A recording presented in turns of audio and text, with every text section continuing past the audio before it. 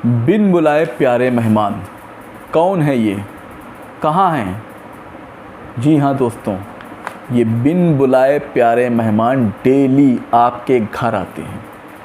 कभी आपके झरोखों में आते हैं, कभी आपके दरवाज़े पे लगे रोशनदानों में आते हैं, कभी आपकी ड्योढ़ी में आते हैं, कभी आपके आंगन में आते हैं, कभी आपकी छतों पे आते हैं।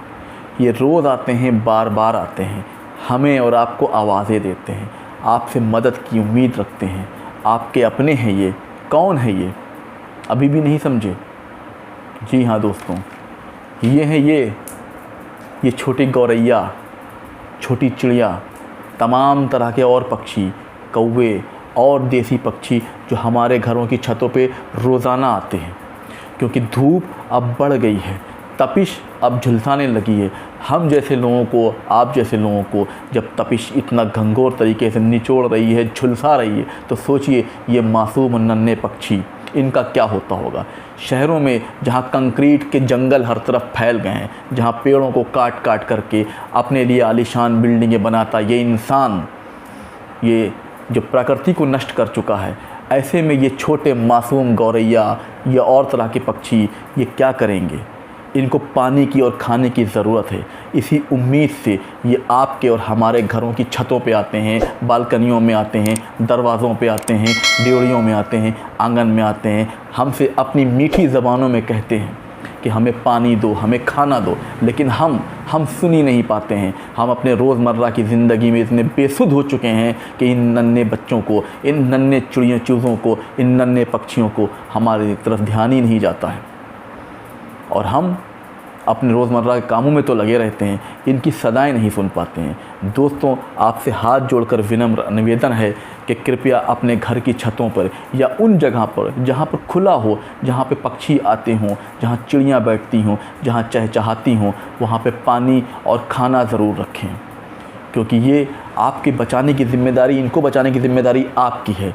ईश्वर ने आपको इनका सरपरस्त बनाया है, आपको इनका माध्यम बनाया है। इनके ज़रिए ये प्रकृति को, जो ये लुप्त होती हुई प्रजाति है, इसको लुप्त होने का कारण भी हम और आप हैं। मोबाइल टावर, तमाम तरह के पेड़ों की कटाई, जंगलों को नष्ट करना, ये इन छोटे नन्हे जीवों को लुप्त होने की अहम वजहें हैं। इन्हें बचाना होगा, वरना कुछ दिन बाद हम इन्हें किताबों में ही ढूंढेंगे। मैंने अपने घर की छत पे एक छोटा सा इनके लिए इंतज़ाम करके रखा है ताकि इनको पानी और खाना दे सकूं।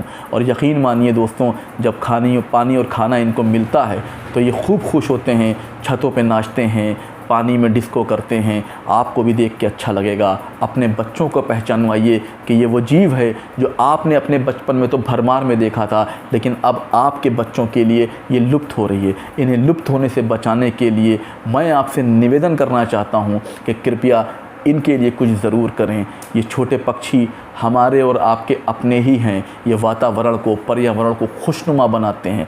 ये जब आपके घरों में आते हैं और उनकी चहचहाहट से आपका घर सुगंधित हो जाता है, आपका घर महकने लगता है, आपके घर में रौनकें, बरकतें आती हैं, अज़मतें आती हैं।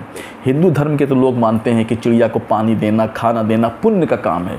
इससे शायद कोई पिछले जन्म के पुण्य धुल जाएं, या चिड़िया को खाना और पानी देने से घर में लक्ष्मी आती है। वहीं मुसलमान ये मानते हैं कि जिस जाति का चिड़ियों को पानी पिलाना सवाब का काम है। तो कृपया हिंदू हो या मुस्लिम, सिख हो या ईसाई, हिंदुस्तानी तो हैं, अमीर तो हैं, ना अमीर सही गरीब तो हैं, लेकिन इंसान तो हैं। इंसान होने का फ़र्ज़ अदा कीजिए। अपने घरों की छतों पर और अपने बालकनियों पर, उन हर जगहों पर जहाँ ये परिंदे, ये पक्षी आकर बैठते हों, चहचहाते हों, आपको आवाज़ें देते हों, इनकी आवाज़ों को सुनिए। और रोज़ाना इस ताकीद के साथ अपने घर की छतों पर इनके लिए पानी और दाने का इंतज़ाम कीजिए, ताकि इस गर्मी से ये कहीं मर ना जाएं। इनको बचाना हमारी और आपकी ज़िम्मेदारी है। तो दोस्तों, मेरे ये छोटी सी अपील राष्ट्र हित में भी है, इन पक्षियों के हित में भी है, आपके हित में भी है। कृपया मेरी इस अपील पर विनम्र निवेदन करता हूँ कि इस अपील पर अमल कीजिए। अपने घरों की छतों पर इन नन्हे छोटे मासूम पक्षियों के लिए पानी रखिए, ताकि ये आने वाले वक्त में और फले फूलें, ताकि हम अपने आने वाली नस्लों को इनसे मिला सकें। इसी उम्मीद के साथ कि आप मेरी इस विनम्र निवेदन वाली अपील पर अमल करेंगे। मिलूँगा फिर किसी वीडियो में, जब तक के लिए जय हिंद। और हाँ, मेरे चैनल को लाइक और शेयर सब्सक्राइब ज़रूर करें। Thank you.